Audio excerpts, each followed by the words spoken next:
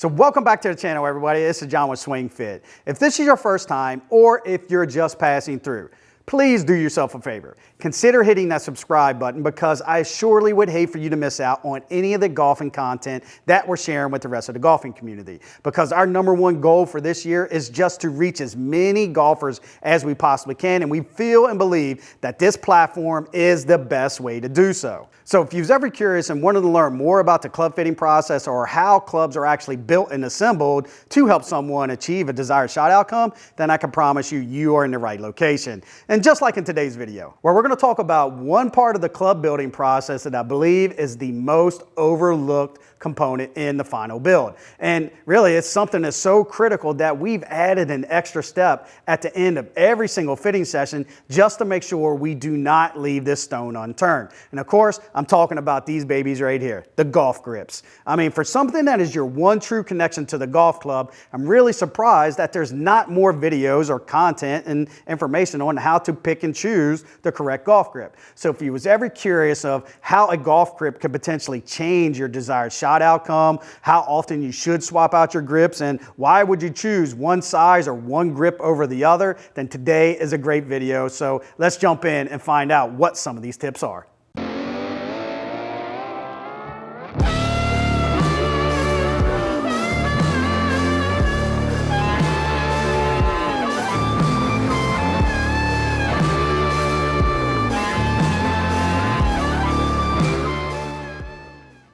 Now in today's video, it's not a true product review or an apple-to-apple comparison where we're going to look at this grip versus that grip. But rather what we're going to do is we're going to peel back the layers to help you understand the 3 critical areas that a club fitter will evaluate when they are helping their customers pick out the right grips. And the 3 key areas is style, size, and weight. Now, one of the things to keep in mind when you're selecting the right grip is the order and precedence in which you do so. And for us, it's as simple as 1, 2, 3, with the first step being style. And you may have heard others in the industry say that, grip selection is really nothing more than a personal preference piece. And there is a lot of truth and merit behind that, but it's just one piece of the puzzle or one piece of the selection process. It goes a lot deeper than just the color of their grip. I mean, some grips have special markings on them so that way you can grip it in the same position each and every single time. Some customers actually like to have the logo down, and it just becomes more of a personal preference thing than anything else. But here's the key takeaway, is that whether you want to go with a wrap versus a tour velvet, a multi-compound decade traditional taper versus +4 variant, or tackier grip, softer grip like the Wind Dry Tax, really it's just how do you know if one performs better if you don't have the ability to try. So definitely ask your club fitter in advance if they have a nice grip selection, that you can pick and choose from. And more importantly, ask them if they have the ability to interchange the grips. Like we do, where we use air to take the grips on and off, to really just help our customers get a different feel. And just like that, in a matter of seconds, we're able to switch it up. So although it's not required, it definitely can be a difference maker to help you really just test different feels. So check with your fitter, because what I will tell you is a grip that does not feel right is a golf club you will not swing right. And being able to test this on the fly is an awesome trust but verify piece. So now that we got style flushed out and the grips feel right, it's time to move on to step 2, which is helping you determine what is the right grip size. And there's really 4 basic reasons of why a club fitter would consider moving you into a larger grip. With the first 2 being something that you probably already heard before or at least the most familiar with. So I'm not going to spend a lot of time, but I will do a quick recap just in case. And with the first one really being associated with that of a medical situation. Maybe you got a little bit of arthritis, maybe it just pains you to get through a full round of golf, get a little bit of swelling or inflammation in those knuckles. Here, there's no secret, going with a little larger grip can potentially give you that pain-free relief that you're searching for. The other reason would be potentially just from a hand size perspective. No secret, larger hands need larger grips. I mean, it's just that simple. And there's probably no better reference chart to use than this one here from Ping. It's been around for a long time and it's probably the best in the business to help you get really, really close. But understand this, just because the chart says you need to be in a standard, mid-size, or a jumbo doesn't necessarily mean that you wouldn't perform better by going one size up or one size down. So just take it with a grain of salt. Now the next two might be something that you never heard before, and if you have, then just stick with me because I'm going to provide a pretty good explanation to help you understand what the club fitter is trying to overcome. With the first being associated with that of excessive grip pressure. And we know that no good can come from gripping the club too tight. The challenge is how do we understand how tight somebody is gripping? I mean, we can always ask a customer on a scale 1 to 10, how tight are you gripping it? But we also know that sometimes the customer's feels versus reels may not be the best judge in order to make that determination. So here we like to look at a customer's golf glove to see what is the wear pattern like. And if you find yourself burning through more gloves than you care to, then definitely you might be a good candidate to go the next size up so that way you can grip the club a little lighter. And here is the explanation of why that might work. So here I got two grips here. So if I put my hand up here in front of the camera with this standard size grip in front, you can actually see I can get almost two and a half fingers, right? You can see part of the ring finger and definitely first and pinky, okay?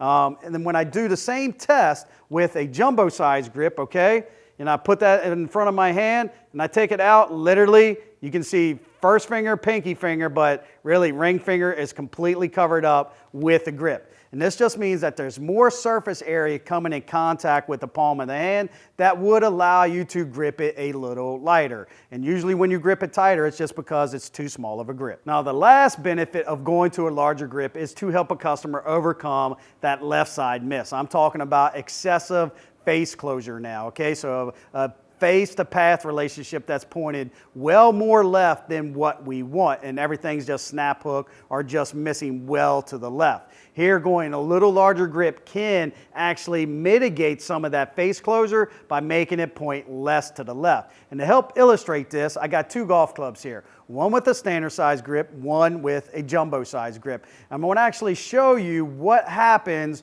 when you actually try to rotate it as far as you possibly can go, and how we biomechanically have a brake in our system to limit that range of motion. So take a look at this, okay? So standard size grip, club pointed at the camera, rotate all the way to the left with a neutral grip. And you can just see how far I can get that club turned over.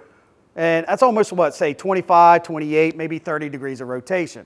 So I'm going to do the exact same drill again, but this time with a jumbo size grip, okay? So same neutral grip, club pointed at the camera. Now let's rotate the club to the left, and that's it. So I've reached my limitation, my range of motion block that my body will no longer go. And that's only about 15 to 18 degrees of rotation. So as you see, biomechanically, by going with a larger grip, I can actually prevent how much that face is actually rotating through the impact zone. So definitely, if you're struggling with that left side miss, going with the larger grip can help you out. Now the last area we have to touch on is that of the weight of the grip. And just know that anytime you make a grip change, the weight of the grip will also change. And if we know that, and we're going to add either more mass or take more mass away from the butt end of the golf club, then just know that the swing weight will inherently be affected. And we also know that swing weight is very critical with helping you find center of face and just create that timing to do so consistently and repeatedly. So definitely, anytime we make a change, we got to make sure we're not introducing other variables. So if you're not working with a club fitter or builder who can help you navigate this conversation, then definitely just keep this in mind. Anytime you add 5 grams of weight to the butt end of the club, you affect the swing weight by 1 point. To bring that 1 point back, you need to add 3 grams to the head. So if I make a 10-gram change, or there's 10 grams of difference between old grip versus new grip, I need to add 6 grams of weight to the head side, which is equivalent to 2 strips of high-density lead tape. So literally, it's not that big of a deal. You can actually offset that yourself to bring the swing weight back in check while also reaping the benefits by going with a little larger grip. But once again, if you want to trust but verify and take all the guesswork out of the equation, then definitely reach out to your local club fitter, and I'm quite positive he can help you navigate this situation. So guys, we truly hope you found value in this information we share with you today. So definitely, if you have any questions at all, do me a favor, leave them in the comments below. And until next week, don't be afraid to click on one of these videos over here to the side, because I'm sure there might be a couple golden nuggets over there that's just waiting to be watched. So guys, thanks again for your support, and until next week, thanks for watching.